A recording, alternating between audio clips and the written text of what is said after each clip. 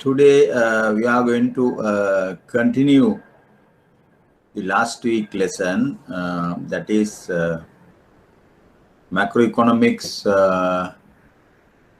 lecture number 1, right? Yes.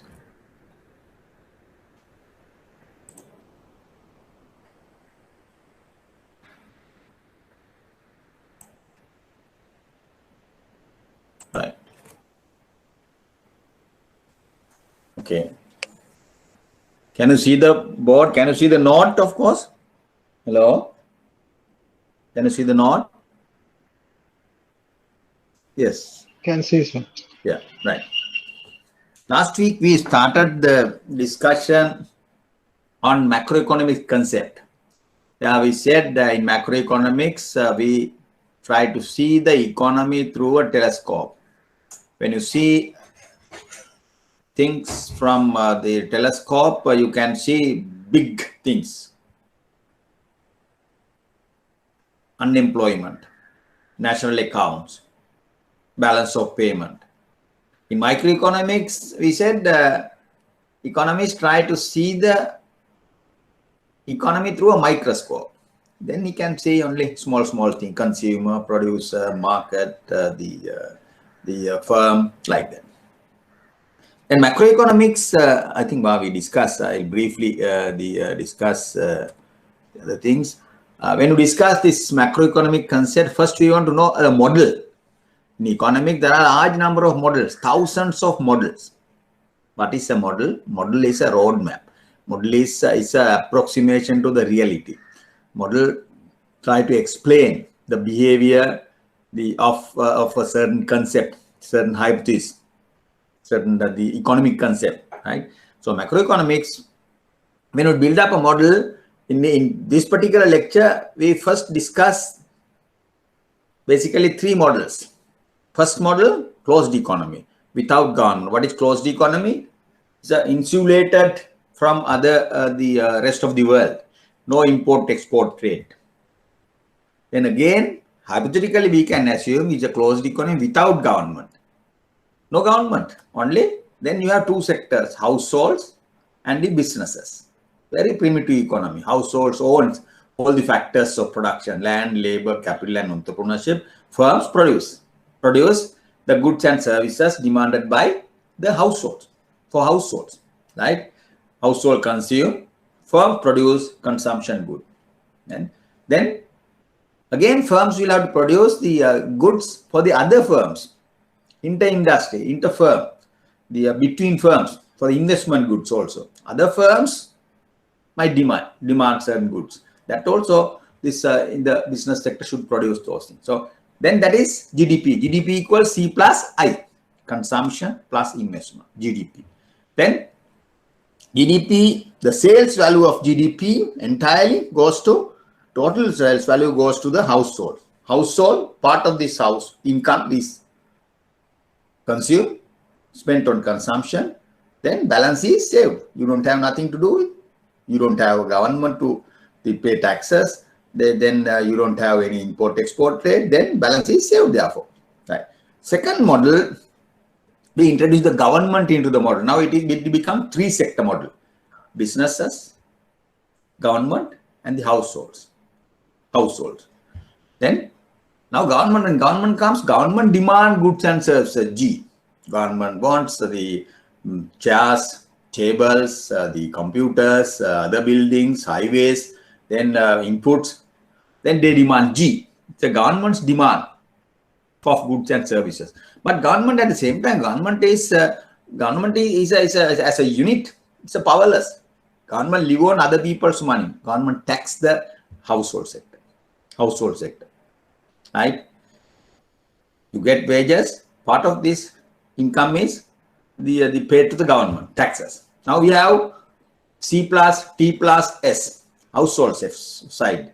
GDP, C plus I plus G, from the business sector. This should be balanced. At equilibrium, GDP, money value of GDP should be exactly equal to the Y.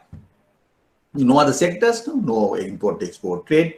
So that is the closed economy with government. Why it is called closed economy? No import-export trade. minimal. Right? Then the next model,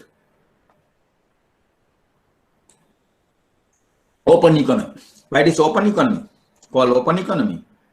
X and M. Imports, M, X, exports. Then it's a bit sophisticated, complicated economy. 4 sectors: households, government, firms, also import-export trade, foreign sector. It's not seen there. Then what will happen? As earlier, households earns all the factors of production. Government, the household provide factors of production to the firms. Government tax. Government demand goods and services, G. Then GNP equals C plus I plus G plus X. When household get their income, what do? They consume first. Then you can't say no to the government, you have to pay taxes. Then again, when they consume, C is domestically produced goods. The M is imported goods and services. Think about yourself, your household. When your consumption, there are 2 types of categories of consumption. You consume domestically produced goods, tea, rubber, the rice, the bread. Then again you consume imported goods, shoes, smartphones, televisions, VCRs, the refrigerators, right? Then they are imported goods. Household consume domestically produced goods, C. Imported goods, N. So therefore, Y equals C plus T plus M plus S. Balance is saved. Savings is residual. Now this economy. 4 sectors: households, government, firms, foreign sector. Households, government, firms, and the foreign sector. Markets: labor market, financial market, goods market. Within these markets, there are a large number of players. For example, financial market consists of large number of players. Stock exchange, finance companies, development banks, commercial banks, finance companies.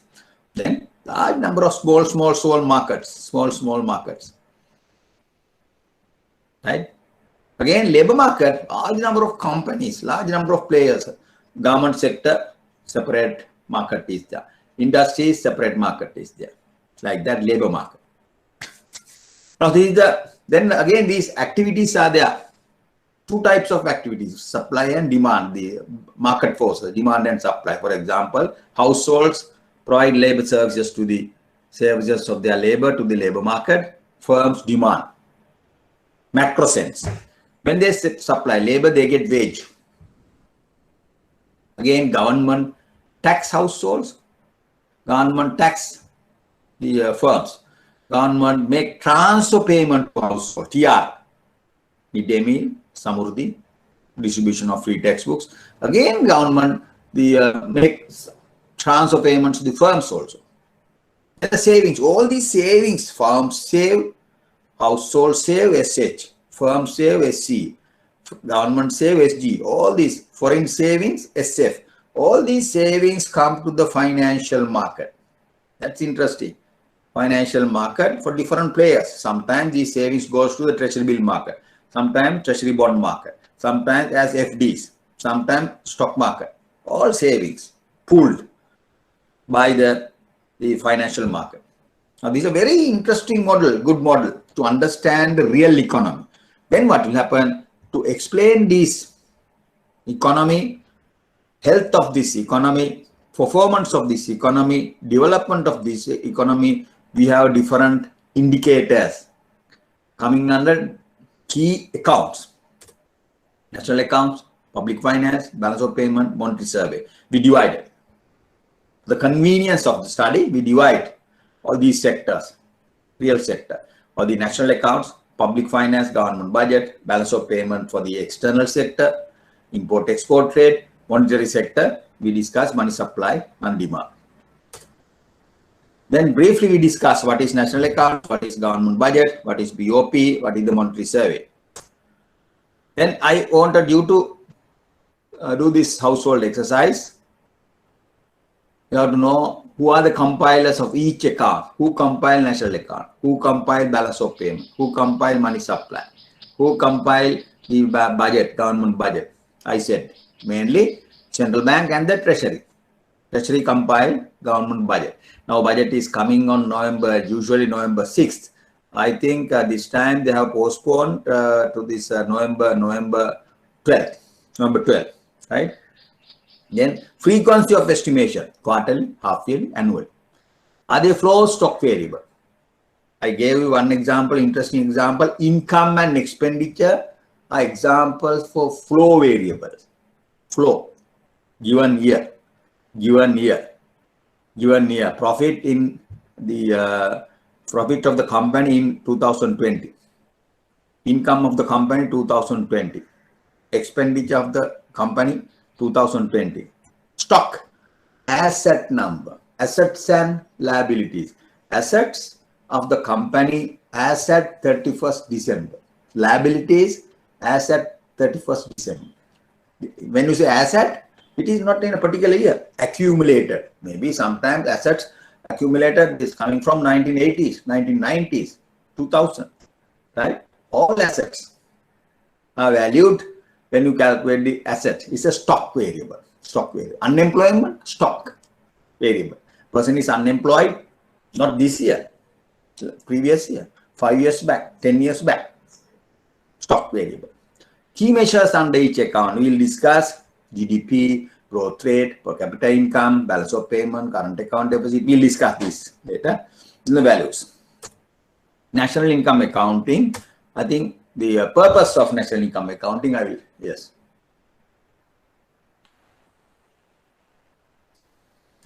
Now, before that,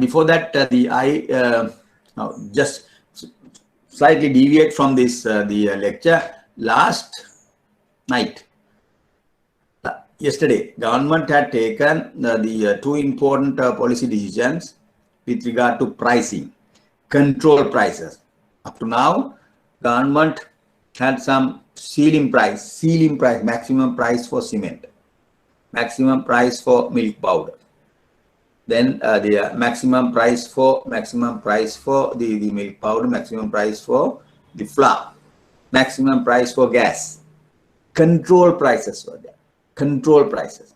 1,495 gas cylinder in Kadawata. Yesterday we bought one.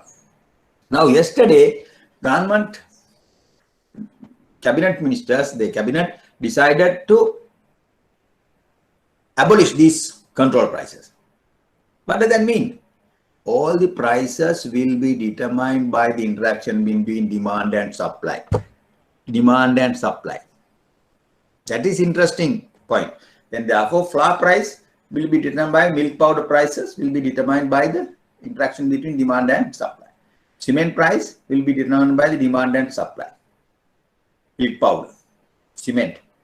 Then the gas prices determined by the demand and supply. That's all.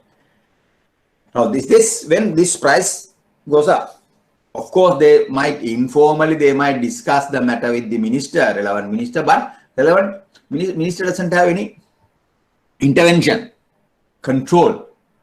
Once they remove, today they are going to remove that gazette notifications, right? Then companies will decide. Companies may decide the prices. What does that mean? Then there will be interesting thing, different prices. One type of milk powder, the other type, Melbourne and Ratti and Anchor. So therefore they compete to capture the market. Therefore, consumers might get benefited. The benefit price might be low, price will be higher, right? So that kind of but all of them complain that they are making at the moment they are making losses because of this exchange rate depreciation. They can't survive. That's why they are asking for a price increase.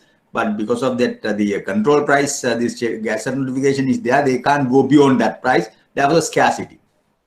Now, there shouldn't be any scarcity in the market. No scarcity of milk powder, no scarcity of cement, no scarcity of gas. Why is that? It is free. You can decide. Companies can decide. No government intervention. Then you can remove the scarcity. Consumers will have to pay higher price. Now, these are the interesting things. You have to study. When you study the economy, please read today's newspapers. What will happen to the prices of these key items, right? So the price controls objective is to protect the consumers. But firms are suffered. Firms complain, we can't survive, we are making losses. This exchange rate is high, import price is high, world prices are rising, milk powder prices are rising, gas prices are rising. With the exchange rate depreciation, you can't sell the item at a lower price. Now they can't say so. You automatically. Then what is household, the adjustment mechanism? Then the household definitely make some adjustments. They have to. If they cannot afford, they might go for substitutes.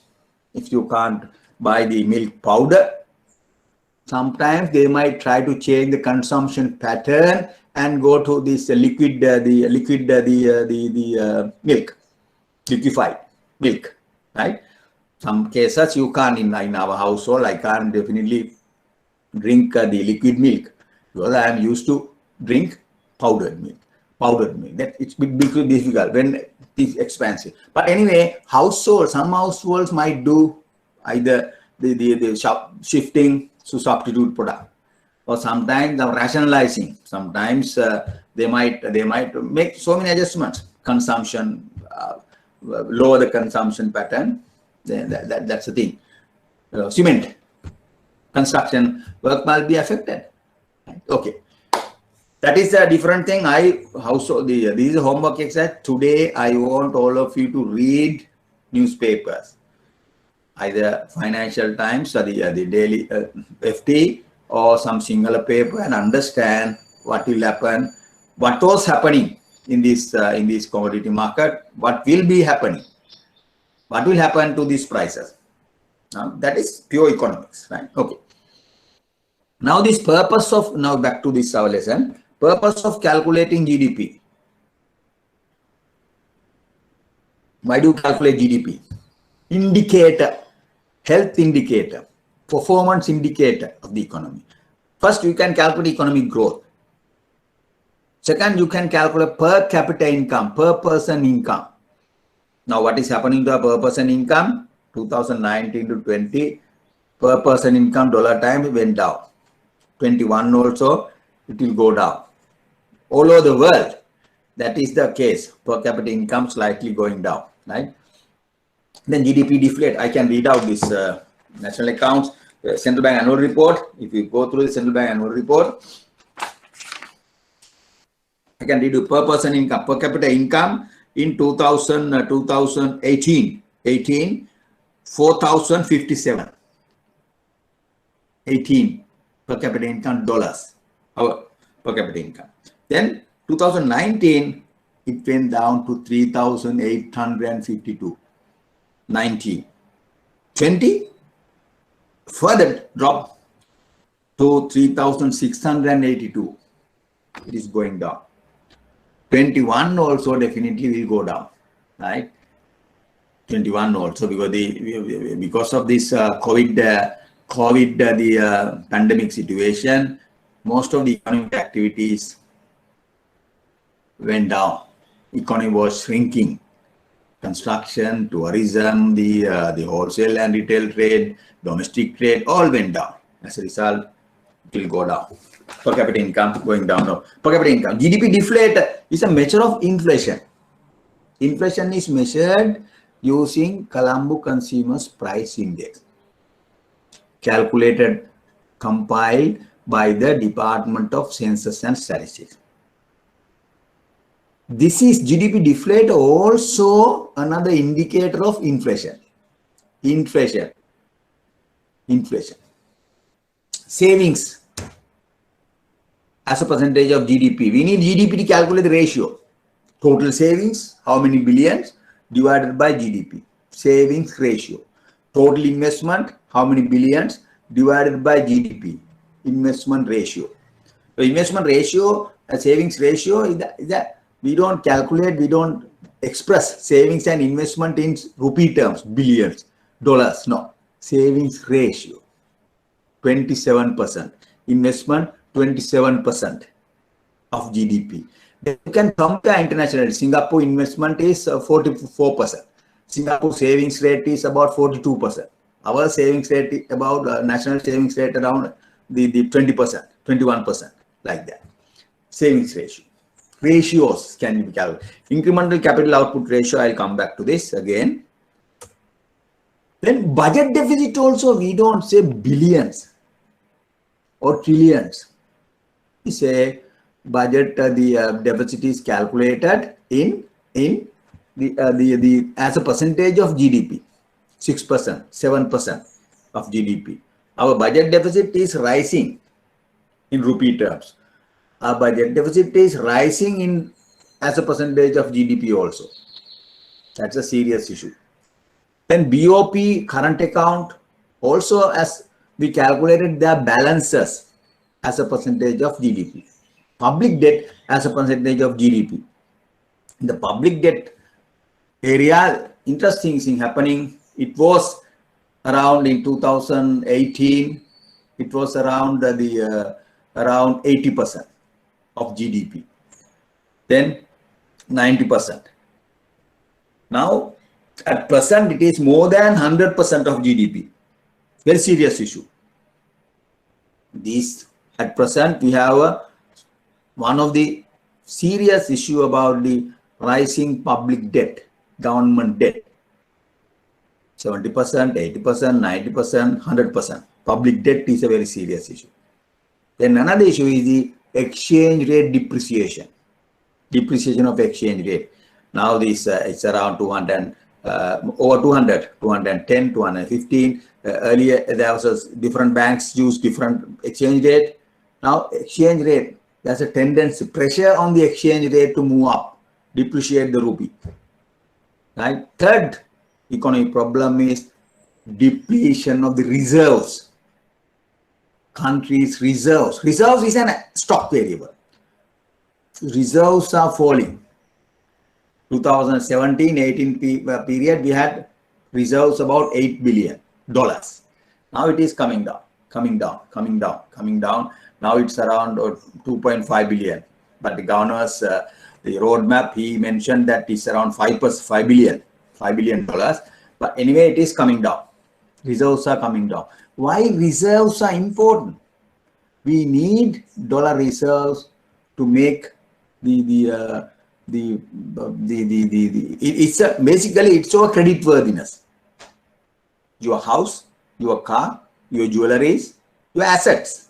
In the case of households, like if you take a country, reserves in dollar terms, it is your credit worthiness.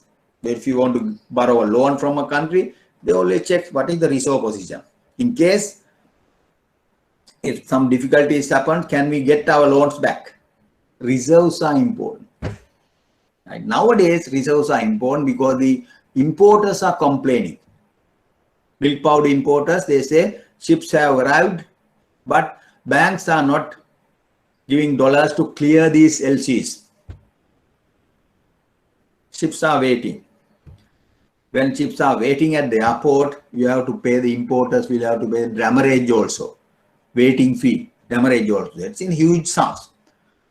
Then last week, the honorable governor promised to release dollars to clear these LCs. By these, you have to, these foreign banks, the sellers should be paid in dollars. Right? Countries, there's an obligation is there. So if the banking sector, commercial banks say we don't have dollars, then central bank will have to issue dollars. How do they issue dollars? Central bank is the authority that maintain the reserves, country's reserves, any country. Then they issue part of these reserves to the commercial banks. Commercial banks settle those LCs. Then the shipping documents are released to the importers. Importers clear those, get this stuff to the shore, country, into the country. That is the scarcity arises because of the lack of dollars. So lack of falling of reserves, depreciation, the high pressure on the rupee to depreciate, exchange rate depreciation. Then third one is the public debt. These are the key macroeconomic issue at present our country is facing. Ballooning of public debt, falling of exchange rate, falling of rupees, depreciation of rupee. Exchange rate is rising 202, 210, 215, 220. When exchange rate is rising, our value of our rupee depreciating. Then the reserves, falling reserves. Now, these are the three key macroeconomic issues. When you read newspapers, articles, think about those things. What is happening? What is central bank policy? What is the finance minister policy with regard to those things? Right? Why does the central bank is going to release dollars to the importers? Then you can understand. Okay. Right. This diagram also we discussed. This is the past trend about the per capita GDP. Up to 2013, you can update these numbers, but I have not the numbers.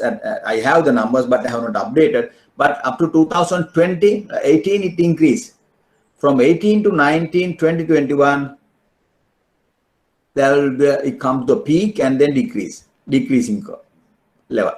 I read out now 4,000, 2018, 3,800, 3,600, like that, it is going down. Per capita GDP growth rate, negative growth rate in 1 year, 2001, only 1 year. For the last, from 78 to 2010, they have negative growth rate only in 1 year, 2001. But 2019, we had a negative growth rate. 2020, negative growth rate. 2021, there will be negative growth rate. Economic is not growing. If it is really growing, growth rate is positive. 2%, 3%, 5%. For example, 78 growth rate was around more than 8%. 2010, just after the war, again it went up to 8%. Now it is growth rate is negative, minus. What does that mean? Economic activities are shrinking. Economy is getting poorer and poorer. Right? Public debt level is rising. Exchange rate is depreciating. Reserve levels are falling. Unemployment rate increasing. Now these are the current economic problem. Right? But remember, this is the situation in most of the developing countries. Most of the developing countries, in African countries, except few developed countries. Developed countries, EU countries, US also negative growth rate. Right? Most of the developed growth rate is shrinking most of the countries.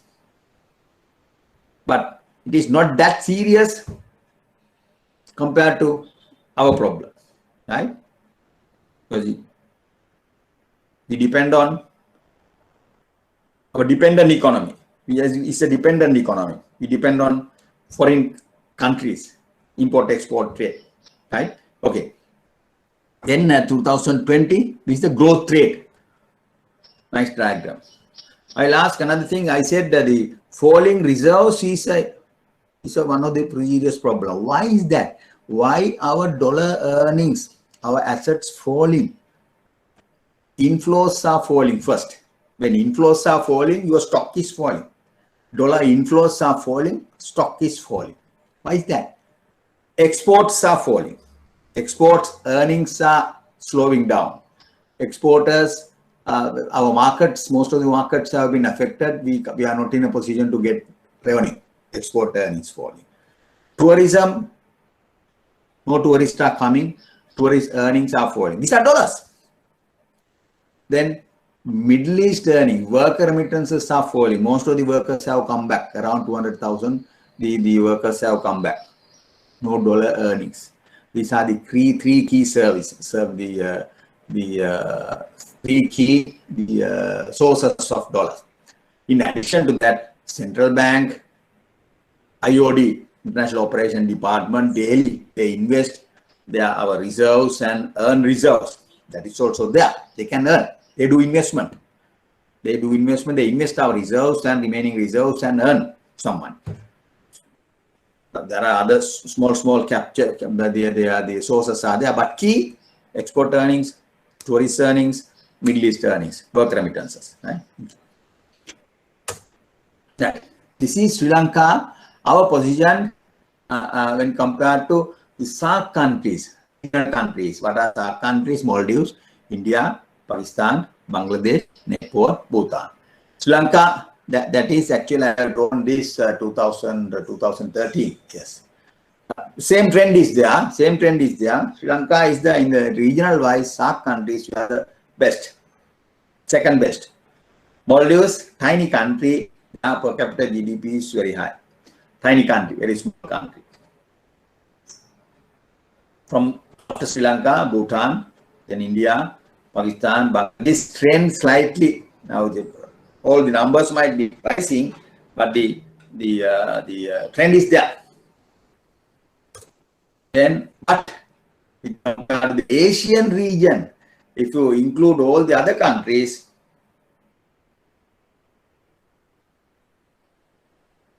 what is happening? Indonesia, Philippines, Thailand, Malaysia, Korea, Singapore, Sri Lanka. Now you can see our position. Singapore is the richest country, then Korea, then Malaysia, Thailand, then Indonesia, Philippines, Sri Lanka, next, right? Relatively we are poor, right? Right. Now this is, to draw this diagram, we need GDP. This is agriculture sector. You can say the agriculture sector contribution, because I don't want to update this for two reasons. I will tell you the reasons.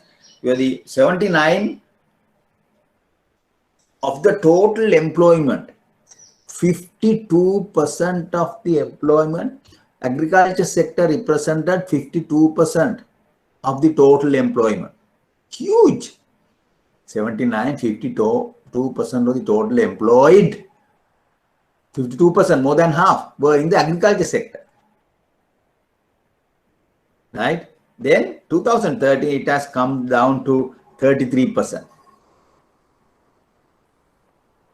From the GDP, as a percentage of GDP, 32% of agriculture sector contributed 32%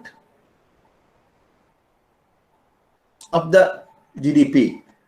It has come down to 12%. Now 2020, it is around 7%.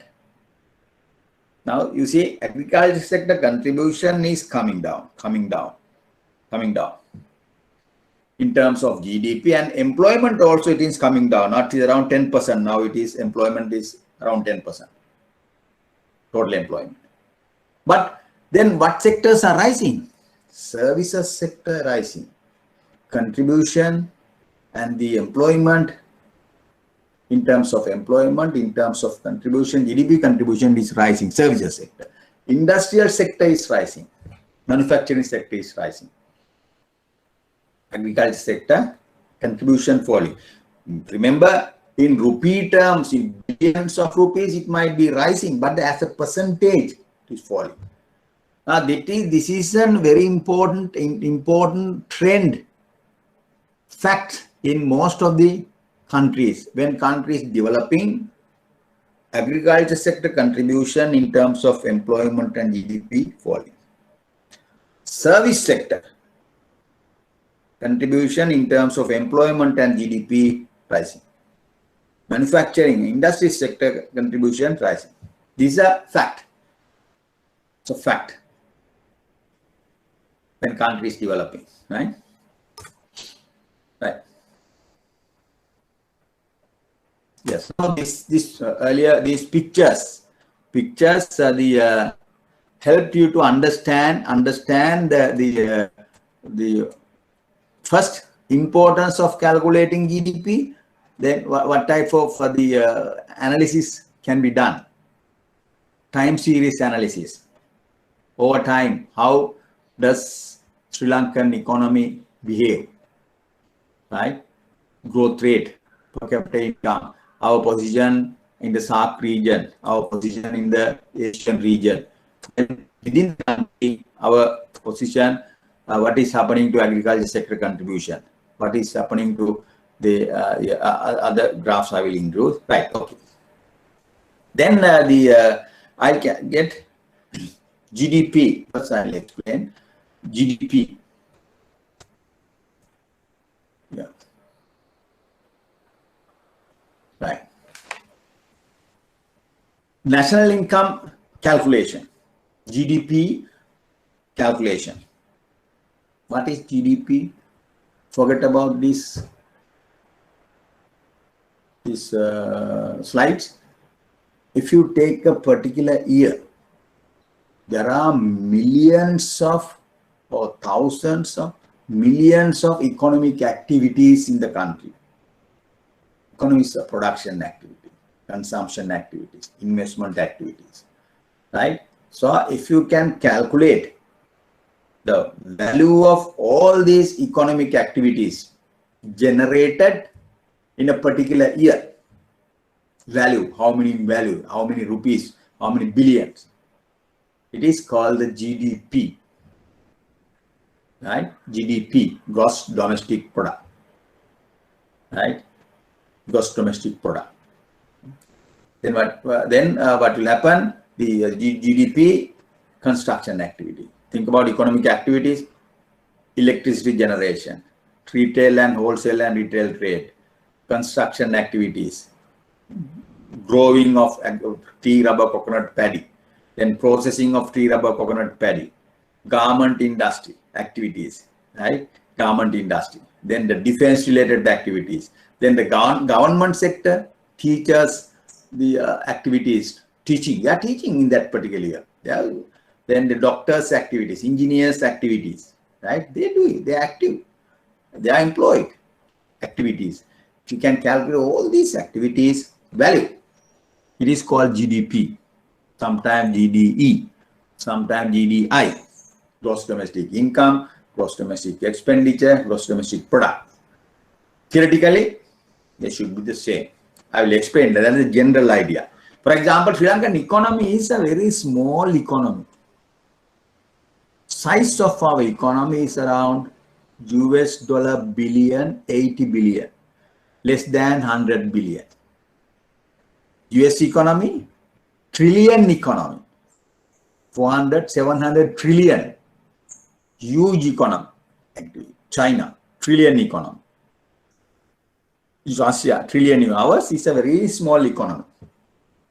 Markets, activities, value of activities. I can tell you this from the Central Bank annual report. GDP at current market prices, US dollars billion, 2020, 81 billion, nearly 80 billion. If you go to the US economy, trillion economy, huge economy, right? Ours is a very small economy. India is also a huge economy, right?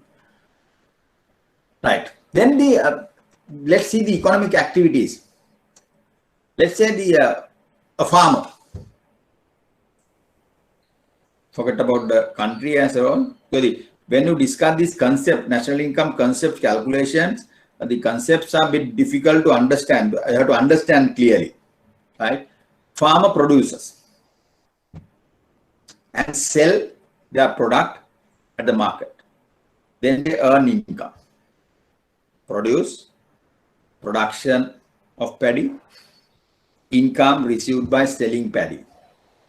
Then what do they do with their income? Spend, expenditure, consumption goods, then the food items, non-food items, the durables items, expenditure.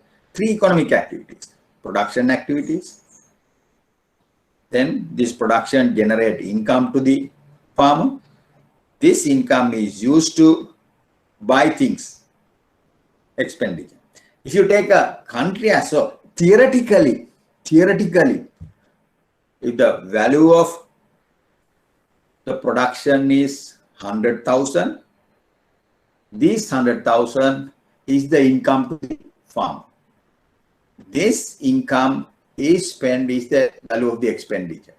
Theoretically, value of the production, value of the income, value of the expenditure should be equal. If you take a country as a whole, also same thing happen. We can calculate the value of economic activities either using production side, like a farmer. farmers, the production is calculated. Or we can calculate the value of economic activity using income approach. Third approach is, or you can calculate the value of economic activities using expenditures. Farmers, given year farmers the GDP, how to calculate? Either he can, if farmer is doing only the paddy production, the paddy farmer, value of paddy production, how much? 100,000. GDP is 100,000. Then income, by selling this income, you can earn 100,000, 100,000. Expenditure, 100,000, GDP. Income. If you take the national income also, it is the same. We can calculate the value of economic activities in the country. GDP is that. Millions of economic activities, either using production approach, or using expenditure. Government spends, household spends, then the company spend, all the expenditure you add up. That should be theoretically equal to this production approach. Or the income approach. Household earns income using various sources. Government earns income. Companies earn income. Only the income approach. Now this is there are three ways of measuring the national income. Now these are the approaches. GDP, if you use the production approach, it is called gross domestic production approach. It is also called value added approach. I will explain what is value added. Value added approach.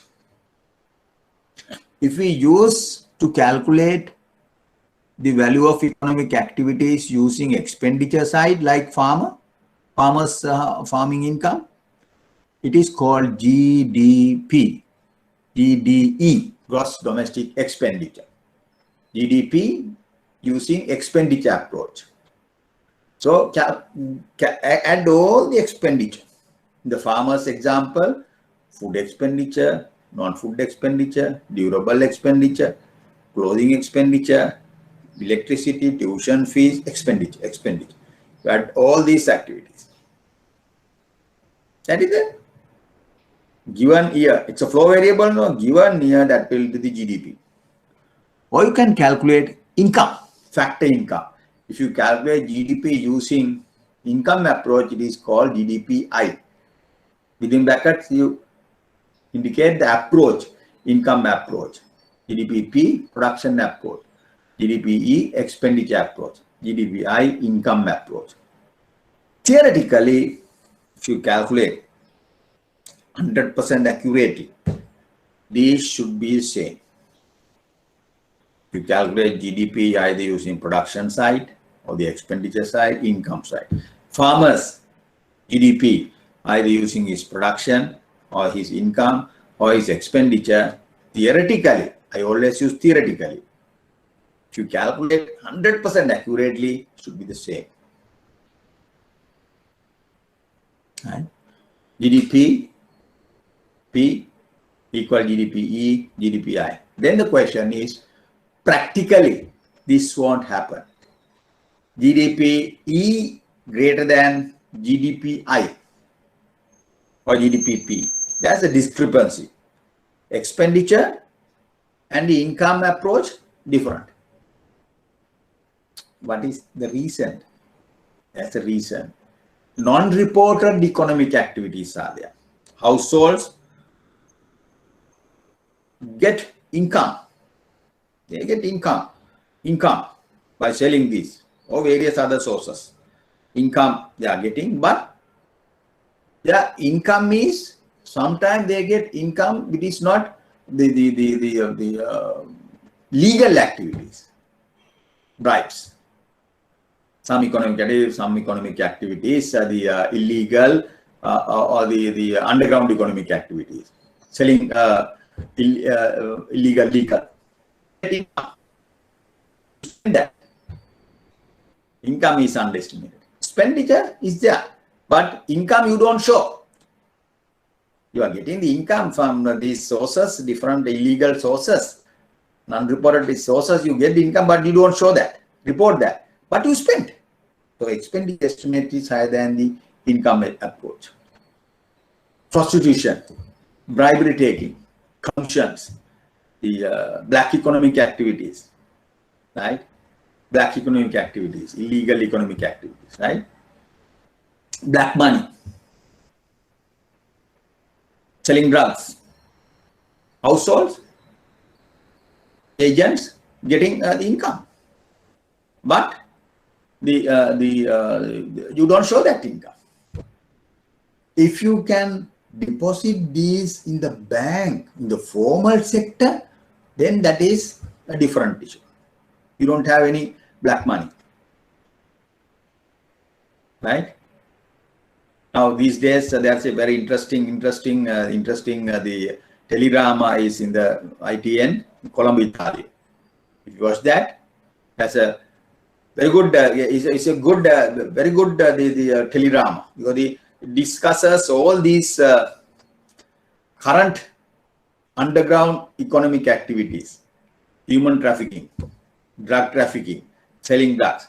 Now these two people, Chandan and the other guy, they are getting income. This lady sent money to their bank account. In that case, you can't capture those things. They are white money. You can't say they are black money. If those people keep their money with them in their suitcase, then black money, right? White money, black money. White money, black money. Drug trafficking is an illegal activity, right? If you are watching these things, then you can understand what are the black economic activities, underground economic activity. Human trafficking, illegal economic activity. You get income, but you don't report that to the national accounts, to report that to the Census and Statistics Department who compile the national account. But you spend this money. You enjoy.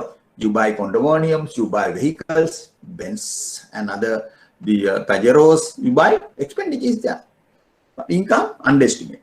So therefore, these are the reasons.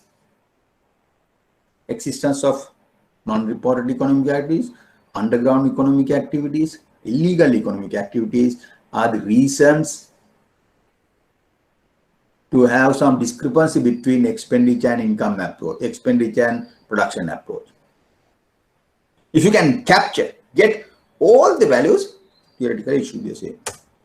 Right. Now, this production approach also called value-added approach. Value-added approach.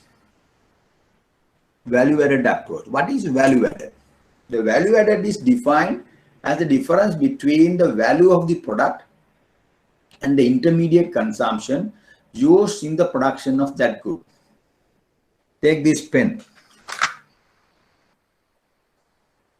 This pen. The factory, Japanese factory, this is made in Japan. In China, most of the items are the produced in China.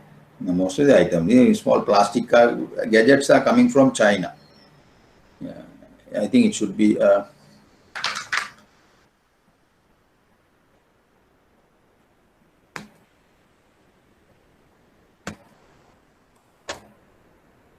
I think this is, as I know, this is a Japanese product. But Japanese, the factory, when they produce this,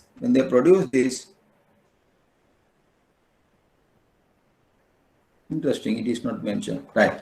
When they produce this, they use this plastic material, then this polymer bud, ink, using all these factors of production, plus labor.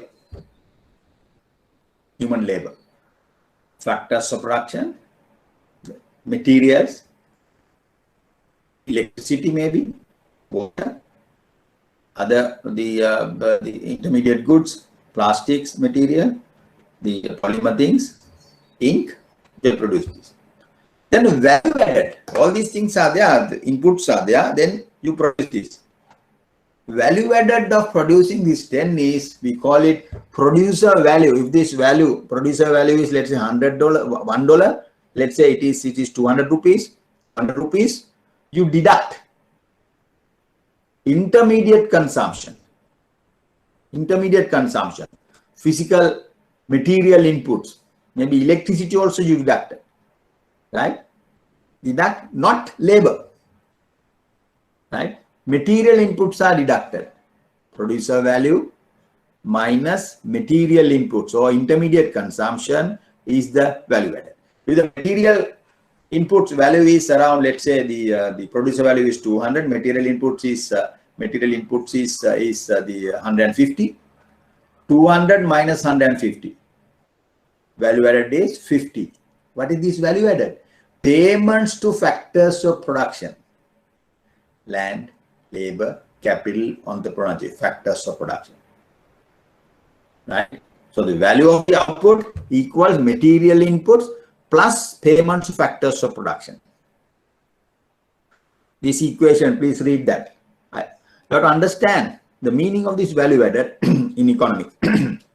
Value of the output equal material inputs plus payments to factors of production.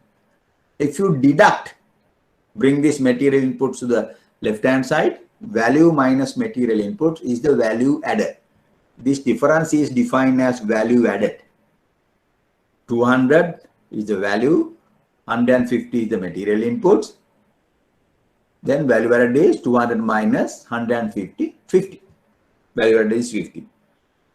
From the other side, it is equal to what? Payments to factors of production, payment to labor, capital, entrepreneurship, profits, wages, profits, then interest, rent, payments to factors of production. Value added is equal to payments to factors of production. That equation is very important. You have to understand that. Production of any output, good or a service. Value equals intermediate consumption of the materials plus payments to factors of production.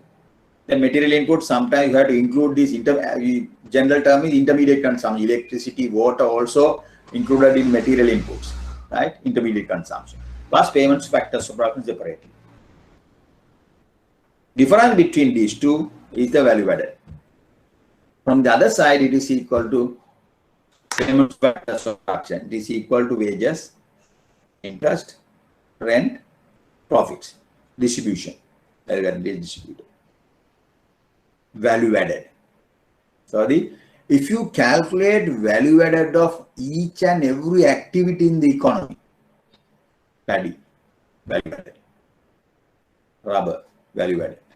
How do you do? Paddy, what is the value? Paddy, total value of the production minus material inputs, get a value added.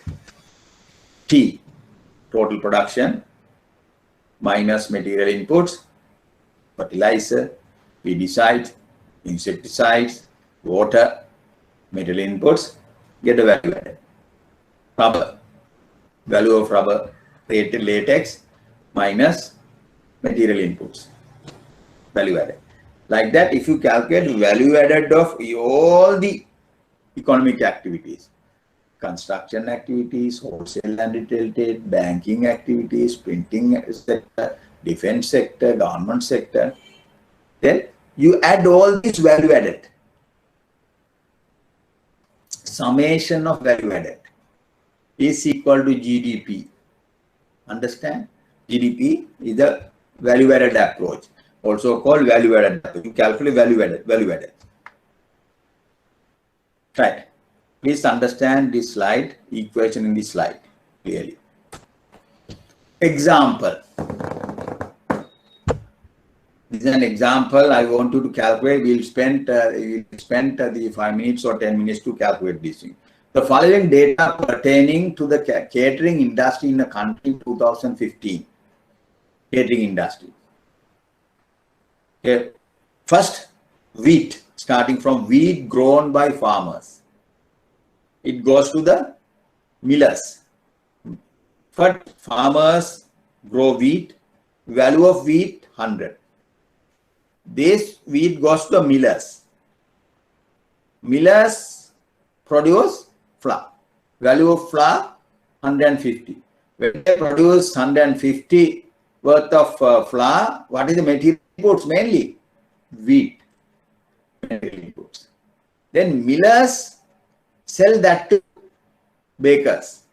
Bakers produce bread. Millers 150 goes to the bakers. Bakers produce bread is 175. Main material input is bread. Value of bread is 175. Material inputs 150. There may be other inputs 150. Value added 175 minus 150. Value added of bread, bakery product, bakery industry. Then what will happen?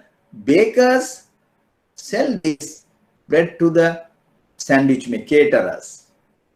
Caterers produce sandwich. Value of sandwich is 200. Main input 75. So the catering industry value added is 200 minus 175. Value minus material. Other materials also. But not only the bread, you need some, if you do sandwich, you add some butter or the margarine is there, some vegetables, the carrots or the various other inputs are there. Right? Sometimes eggs, you need that sandwich. Then, but here, let's read now. Assuming that other inputs used in each activity is negligible. Sandwiches, caterers produce sandwiches only using bread. You have to assume other inputs negligible. That's wrong, but just to calculation purpose we say. Oh, free. It is free. Assuming that other inputs used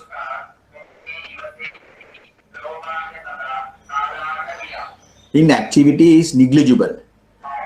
And all wheat produced was sold to millers. All flour produced to sold to bakers. All bread produced to caterers. Calculate the total value added of catering industry. Catering industry. Small economic activity: growing, milling, baking, catering. The whole process, catering, consists of all these activities. All these activities, you have to calculate value added of each activity and add up. If not, if add all these things, 100, 150, 250, 250, 350, 450, 450, 175, 625. Is total value added of catering industry in the country 625. And the total is this. No, it's not. You should say catering industry value is 625. Wrong. Why is that? You double count. When you add 150 is there, this 100 is included. 175, flour value 150 is included. This in the 175 is included. Double counting is there. Therefore, you can add all these things, say it is 625. How do you do? That's why we deduct material inputs. 50 minus 100. 175 minus 150. 200 minus 175. Pure value addition is calculated. Right? Value of wheat has counted 4 times. Yes. Right. This is the value added at each stage. Please go through this one. How do you calculate growing wheat, milling wheat, baking bread, making sandwiches? Right. Total value added in the catering industry is 200. Think about that. Think about that. I'll come. 5 minutes time I will come. Think about that.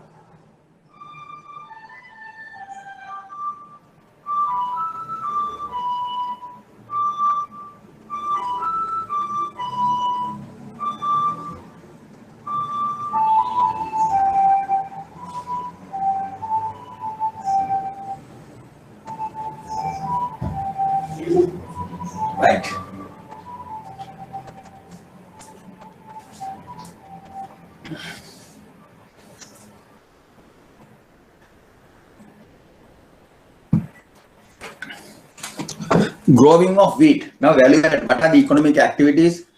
Growing of wheat, one economic activity, farmers doing that. Millers activity, milling of wheat, another economic activity. Bakers, baking of bread. Then caterers, make sandwich. Altogether 4 economic activities. Growing of wheat, what is the value added? Value of wheat 100. When you produce wheat, you need fertilizer, insecticides, other material. But the question they have said, assuming they are free, value 0. That's why when you calculate the growing, value added of growing of wheat, 100 minus 0, 100.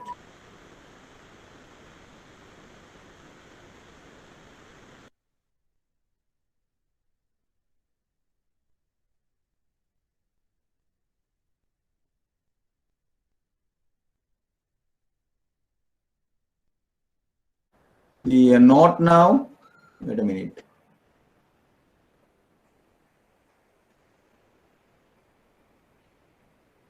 I'll come to this point. Yes, right. Okay. This was the point we stopped at. Total value added at each stage. Growing of wheat. Growing of wheat, how do you calculate?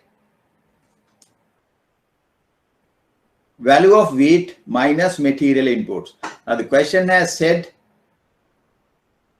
assume that the other inputs are 0 or free. So the wheat growing, we assume other inputs, material input 0, therefore 100 minus 0 is 100, growing wheat. Milling of wheat, value of flour is 150, main input is wheat, 150 minus 100, so the value is 50. Value added of milling activity is 50.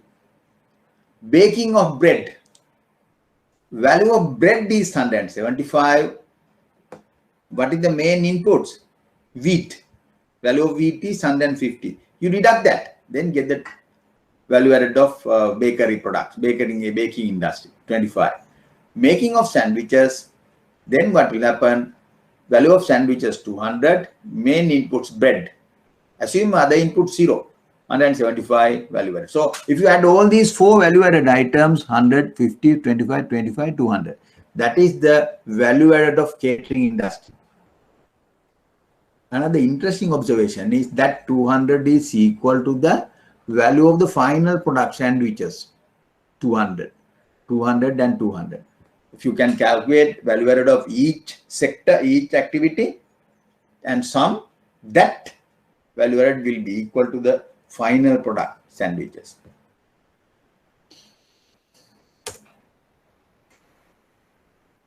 Then in the actual economy, how do you calculate?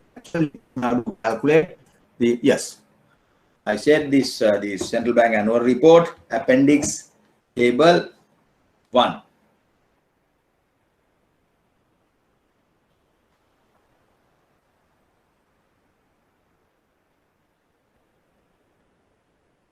Appendix table 1. In the Sri Lankan economy, all these activities have been divided into 3 sectors: agriculture, forestry, and fishing. Key economic activity. Under that, we have 16 subsectors. Actually, I have taught all these. I discussed all these things when the camera was off, right? You may, some of you may have heard that, right? I don't know, camera is off. I think mic was working. Yes. Industries, activities, 17 subsectors. Services, 15 subsectors. Then value added is calculated from each sector. For example, agriculture value added. When you calculate agriculture value added, first you calculate value added of each 16 subsector and add up, get the agriculture sector value added. Industrial, all these 17 value added of 17 subsectors and add up and get the industrial value added. Services, add all these value added of all 15 sectors, get the services. So that is the actual calculation. Altogether, there are 48 subsectors. Some of these 48 subsectors,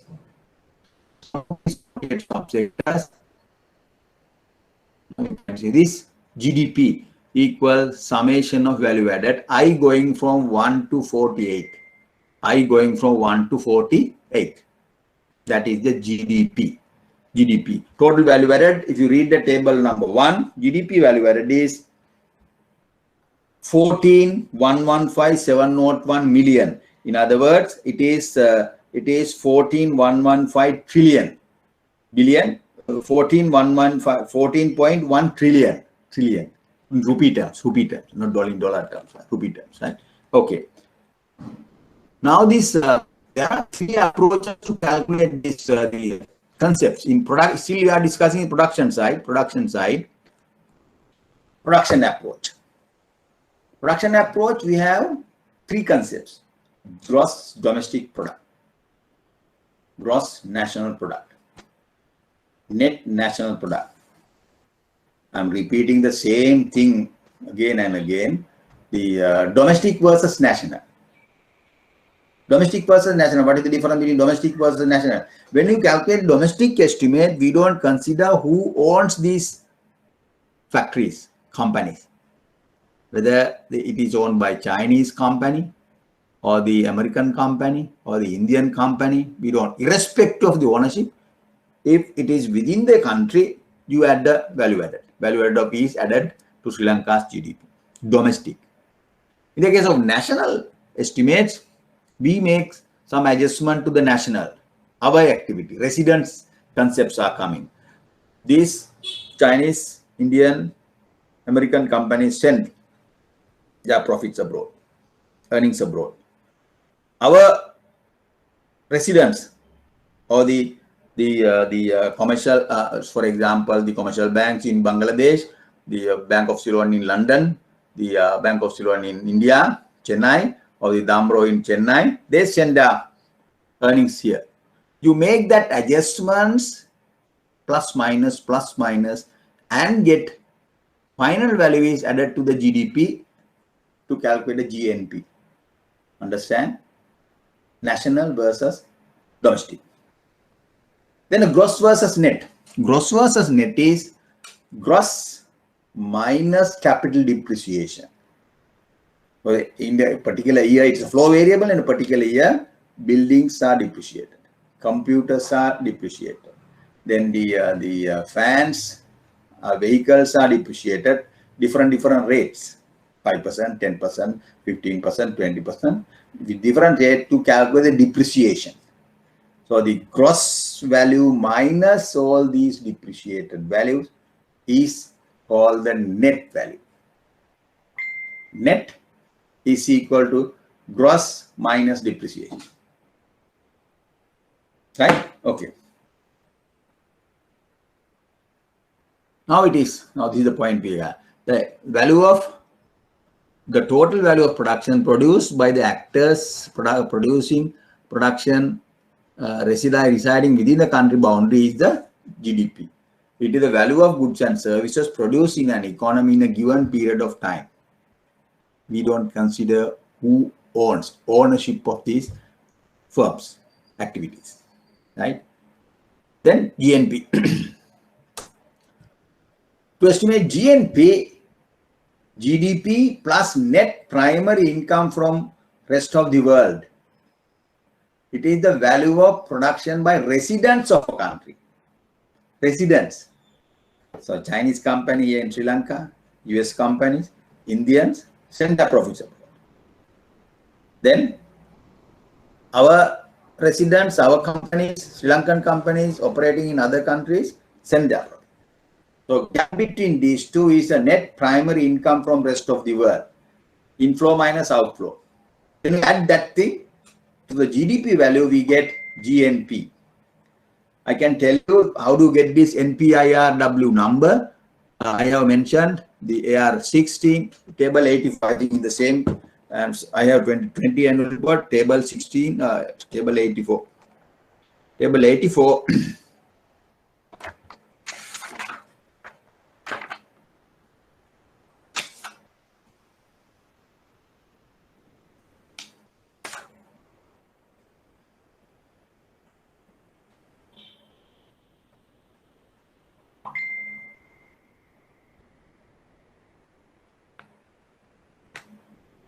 I'll give you the number.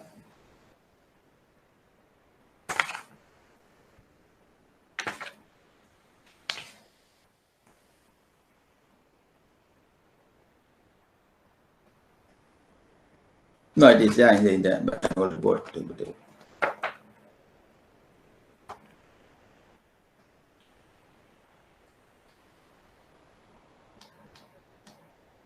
chapter 5. Chapter 5, I can tell you the number NPIRW. NPIRW 5 is the balance in the, that is balance in the sub account in the balance of payment, net primary income from rest of the world. NPIRW primary income account balance is minus the table 5.5 balance of payment coming from the balance of payment account. Balance of payment account, you can directly read out this number. The receipts and payments, primary income account, receipts and payment, 405 billion. That is, you add minus GDP minus that number. The number is coming from the balance of payment. You get the GNP. Roughly speaking, what does that mean? Outflow, inflow. Inflow minus outflow. Inflow minus outflow, ours is minus value, negative value. It is there. Right. Now the capital depreciation. Value of use the capital item. This is an NNP. NNP is explained. GNP minus capital depreciation is the NNP, net national product. Net national product. Net national product is GNP minus capital depreciation. How do you calculate depreciation? Value of declines by usage type of production, right? It is the value of capital items such as machinery for the production, example 10%. For each item, the computer, vehicle, building, the other machineries, depreciated values are there in the standard depreciation rates are there. You add these depreciation rates and the total depreciation, get the GNP minus this depreciation, you get the NNP, net national product. Right. Right. Then these things, production estimates. Now these next few slides. Next few slides are I would like to discuss GDP and market prices. There are the prices, you have different prices. Farm gate price or ex-factory price, then the wholesale price, then retail price or the market price is there, right? Basic prices, market prices, basic prices, market prices, farm gate prices, market prices. But I think the definitions, they are slightly different. Market price and the basic price differences are there, but your knowledge, you need not to know about those things. But market price, of course, you understand. Market price. Basic price, you can say ex-factory price, farm gate price, something like that, right? Very roughly speaking, there are specific definition I have given that way. Difference, market price, basic price. It is the selling price to consumers, buyers, market price. Basic price, it is the price at the time of products leaving the firm, farm gate price, known as. Understand? Two different, we can value the paddy production at the farm gate level, the farmer's level, bushel. Then, fact, the farmer the trader come and buy the paddy kilogram at the 50 rupees. 50. Then, when it comes to the millers pay 55. Then 55 is the market price for paddy. Then the 50 is the basic price. Understand? You can value this at basic price or the market price. Central Bank annual report calculate both. Value added at the basic price, value added at the market price. Market price if you go through the Central Bank. But they are slightly different. Market basic price plus some profit margins, transport margins added, and then get the market price. Then, for example, the Paliguda vegetable market, how to say, earlier, farmers collect these things and they come to their own farm gate, and people come and buy those things, pay some price. Then they transport that to the Paliguda. Paliguda wholesale market, that's another price, wholesale price. Transport margin, profit margin added, and get the wholesale price. Then these products are distributed all over the country. It comes to another Maharagama, another market. Then these wholesale price plus transport margin plus profit margins and some other margins come and to make the retail price. Then in that case, there are three prices: basic price, wholesale price, and the market price. Right? Here in this case, they have discussed basic price and the market price. Basic price is the amount. Now you can read this. What is basic price? These slides are not that important, but anyway, read that. The basic price is the amount receivable by the producer from the purchaser for a unit of product minus any tax on the product plus any subsidy on the product. Basic price is the wholesale price, or the farm gate price, the minus taxes plus subsidies, right? That is the farm gate price, basic price. Then you can calculate the value of the paddy at the basic price. Market price is the basic price GV, gross value added, plus taxes and subsidies, is the market price, GDP. GNP equals GDP market price plus net primary income from rest of the income. I have mentioned GNP equals GDP plus net factor income from good, GNP. So three measures: GVA, GDP, GNP. Right? Now, basically, you have to know difference between domestic and national, and gross and net. GVA is before that you can calculate farm gate level. Also, you can calculate the value added at that point also. Market price includes taxes less subsidies on products. Right? Now the calculation. I have this. What is the difference between real and nominal national income? Nominal estimate. Real and nominal estimate. Right? Right. GDP at market price, GNP at market price. Domestic versus national. We know the difference. GDP at market price plus net factor income from abroad is the GNP at market price. Right. Then we have two differences. Real and nominal. Real GDP, nominal GDP. Another concept. Domestic versus national. Net, gross versus net. You know. Then within the GDP and GNP, you have another two concepts. That is called, I'll explain that. Go to the board. Now, can you see the board now? Can you see the board? GDP, GNP.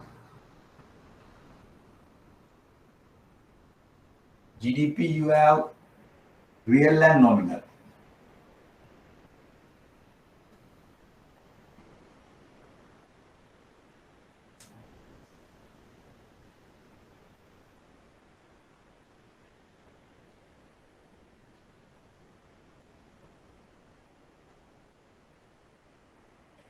Real GDP, real GNP.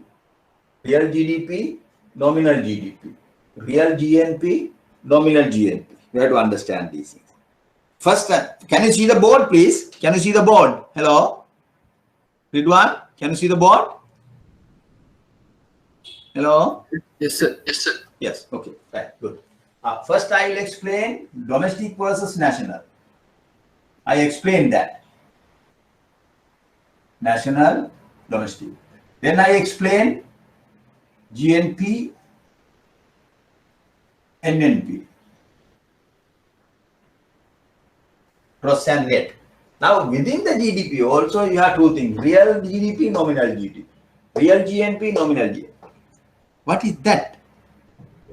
I will explain the difference between this real and nominal estimate. Real and nominal estimate. Real and nominal estimate. I will take one example. Particular year 2020, 2021. Let's assume in the country only economic activity is coconut production. No services, no manufacturing, no, only coconut production.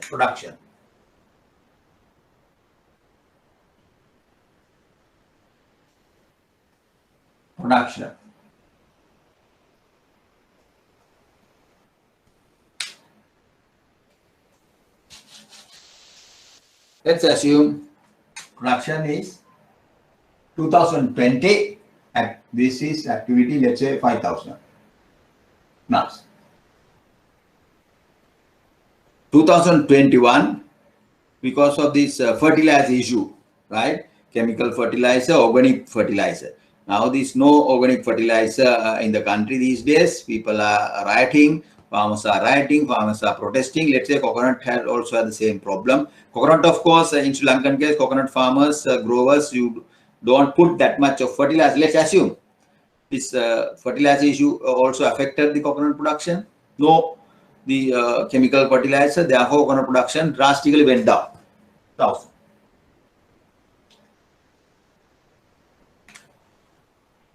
Production coming down. Right? Then price.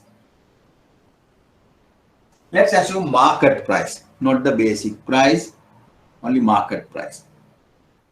Market price. Let's say it is 100 rupees.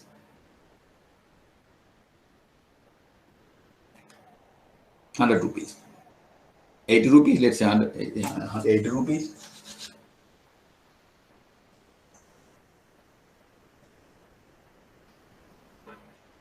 What will happen to price, coconut price in 2021? What will happen? What will happen? Higher or lower than the 2020 price? Yes? What is on the price, coconut price, nut, per nut price will be how much? More than 80 or less than 80? Sean? More than 80. Price? Sorry? More than or less than? Yes? More than 80. Production, less production. Now, because there is a fertilizer issue, what will happen? Now, vegetable farmers exit. Paddy farmers, they have threatened to exist. Stop producing paddy, growing paddy in Maha season. Right? They stop. What will happen? If that true, next year, 2020, price will be huge. Vegetable price will be huge. No production, no supply. Same thing will be there. Let's assume this is the 150. Huge drop. Producer value, let's say producer value. Value is 15 to this one, 0, 0, 0, 40. 4, yeah, 0,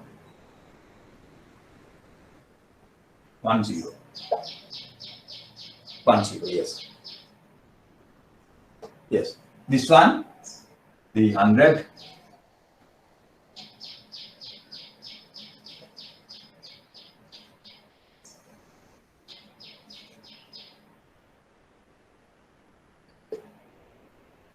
Yes. 100,000. Yes. Right. Okay. Let's assume this price. I just want to, let's say it is 50. If it is 50, what will happen? 50, what will happen? 4 zeros and 25. 250,000. Let's assume this is 1,000. This is 200. I just to make that 200. 200. Yes, 200. 4 zeros. Yes. 150,000, 100,000 in 2 months. 150,000, 200,000, 250,000, 200. No, I want to get higher number here. Higher number there, higher number there, higher number there, yeah, higher number there, yeah, 5,000, 1,000, 1,000, let's say 500.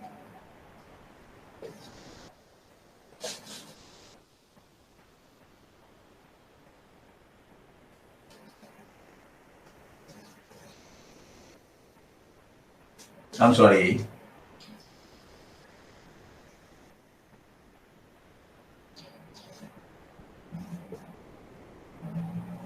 Yes, correct, right?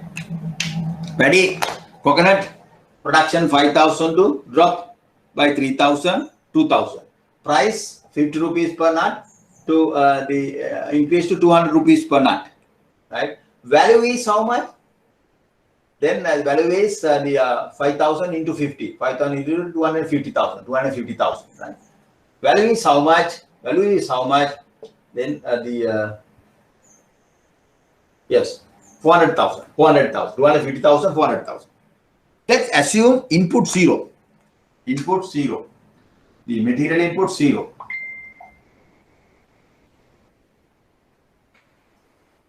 Then the value added or GDP. Value added of GDP is how much? This minus that, 250,000. 400,000 minus 0.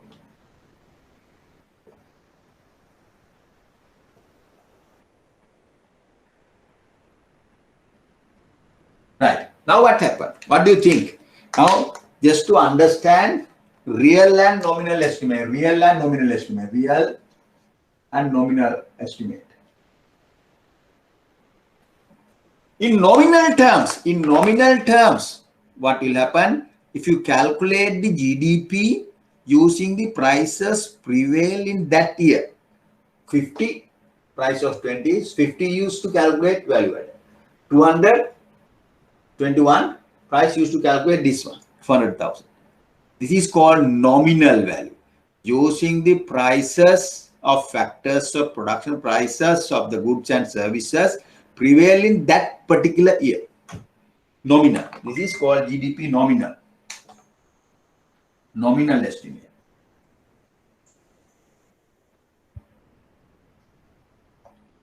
Nominal. In terms of nominal estimate, sure. GDP has increased from 250,000 to 400,000. If you are a minister of the government, the minister, you can say, look, GDP has increased from 250,000 to 400,000 in nominal terms. But something wrong. Why that? Real production has dropped. That is not reflected here. Then we have to calculate the real GDP. Real GDP.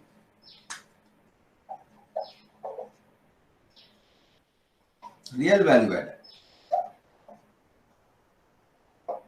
Real is calculated. How do you calculate? We calculate the value. This is same. 5,000 into 50, 250,000 minus the 250,000.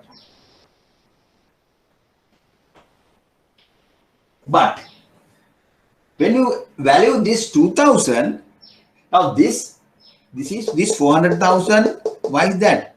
Production dropped. Price increase. In this 400,000, there is a huge price growth. So you remove that price growth.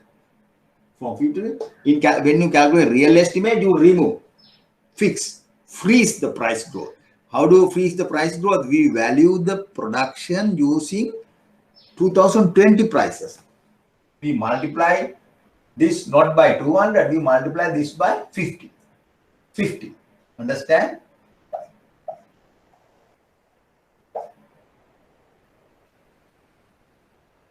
Understand?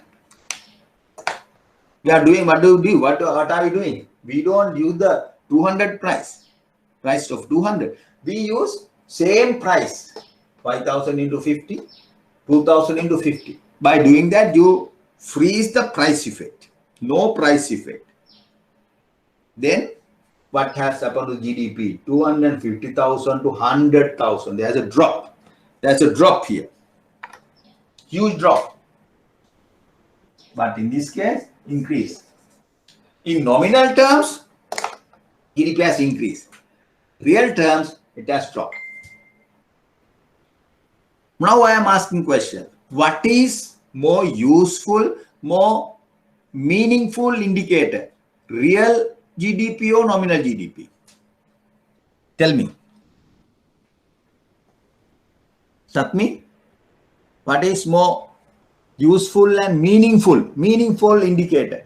GDP real estimate or nominal estimate? Someone? Real estimate. Why is that? It reflects only the production movement, real growth, no price growth. Understand? No price growth. Therefore, real estimate is more meaningful.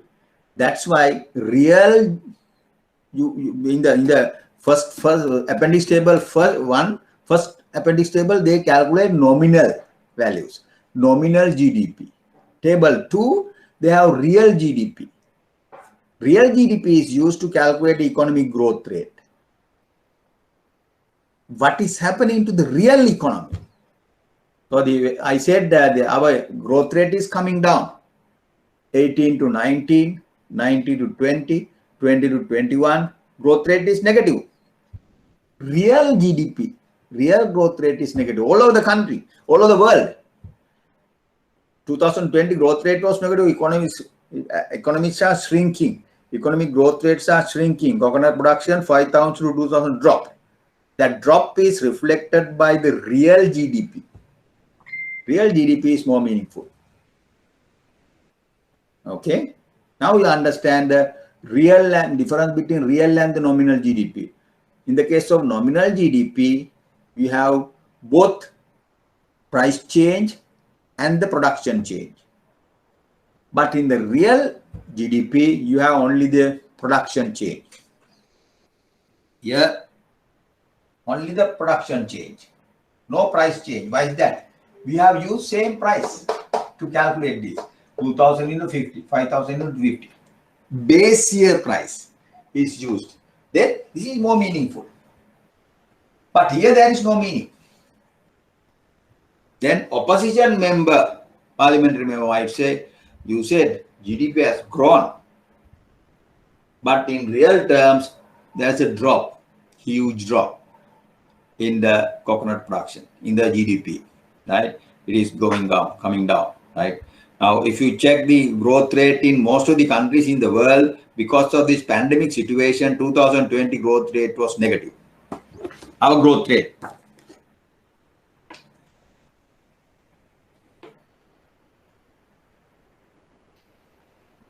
GDP minus 3.6. GDP minus 3.6. 2019 to 20 growth rate minus 3.6. Drop. Economic activity was shrinking. 2021 also, I believe, that's a negative growth rate. Because almost we are at the last few months of the 2-3 months of the year. Economic growth rate is negative. No construction, no retail trade, no wholesale and retail trade, no tourism, no production activities. This year also there will be negative growth rate, minus, right? Okay, now you understand.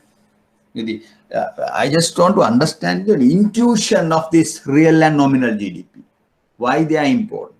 But when you calculate the per capita income, we use nominal estimate. Per capita income, we use nominal estimate. When you calculate ratios, BOP ratio, current account ratio, savings ratio, investment ratio, we use nominal value. But when calculate the growth rate, definitely we use real estimate, real value, growth rate. Okay. Now I'll come to this.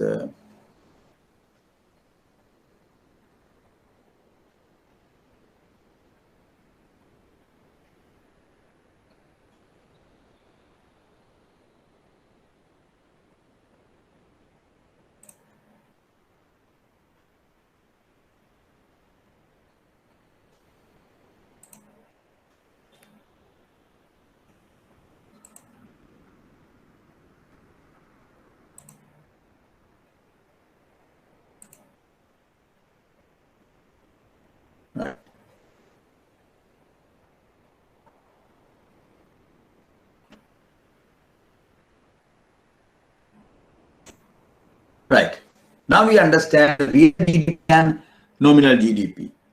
Earlier estimate, you have the real GDP. See the numbers, 2000, the GDP, 13,7846, 8235, 8633, 9012, GNP, 7662, 8049, 8413, 8761. These are 8,000. See the nominal GDP, below that you have the nominal GDP. Earlier you have 7846, but GDP market price nominal 9592. 2014 8235 goes up to 10361. 8663 109. 9012 11839. Why is that? In the nominal GDP, both price and quantity change is there. For example, in our example, the GDP nominal terms increased from 250,000 to 400,000.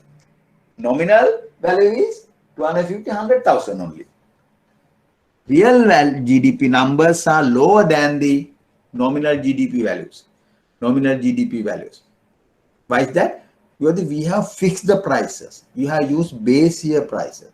Only the production change is there. You said real values are more meaningful in calculating GDP. But nominal GDP are used to calculate the ratios. Nominal GDP are used to calculate per capita income. Savings ratio, investment ratio are calculated using nominal values. But the growth rates are calculated using the real value. Okay.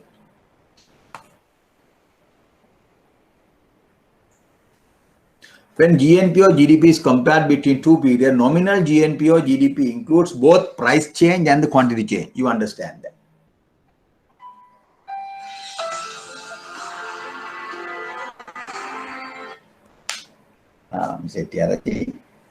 Hello. Oh. නෑ මම දැන් මේ online class එකේ ඉන්නේ මම call කරන්නද තව විනාඩි 10කින් පහ okay sure I'll call you definitely right.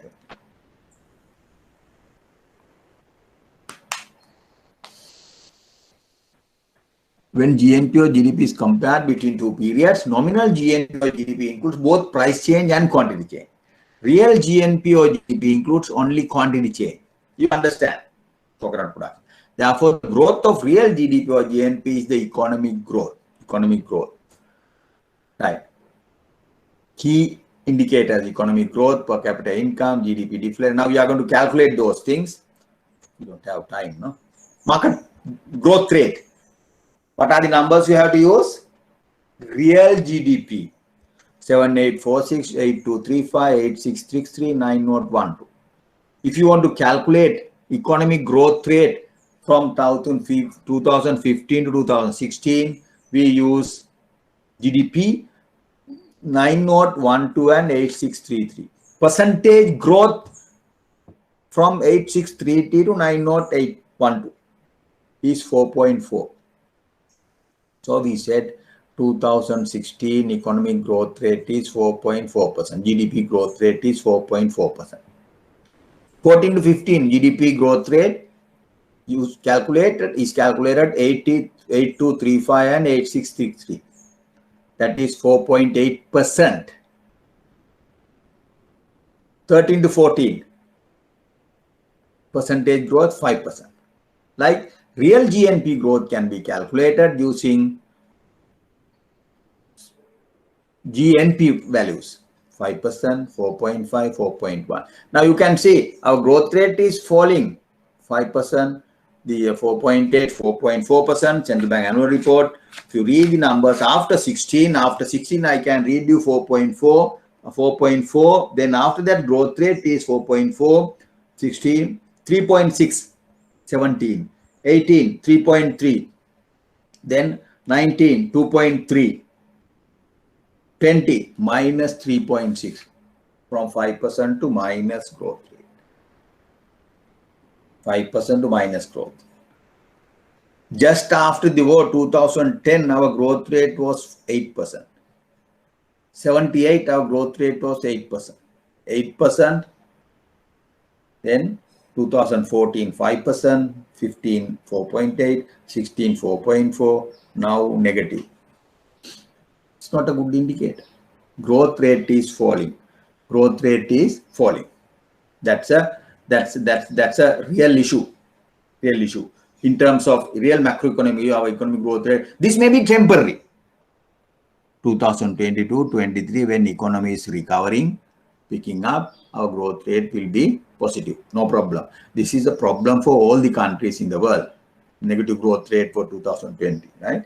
Okay. But remember, Sri Lanka's key economic problem, falling reserves, depreciation of exchange rate, or the pressure to depreciate exchange rate, then the accumulation of public debt. Now it is more than 100%. Right? These are the key current macroeconomics issues.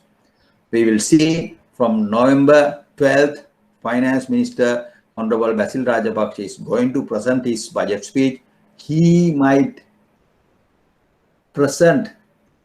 give us some remedial measures to come out from this the falling economic activities. Okay, we'll stop now. Next week I will continue. I have 2 more slides. Please go through these slides and after that expenditure approach also. Then we have discussed. Yes, first half an hour we will spend on these slides, and after that we will start public finance. Next, macroeconomic account. Thank you very much. Sorry about, because I was not here for some times because I'm sorry. Then we will stop now. Thank you very much. We'll see you on next week. Thank you.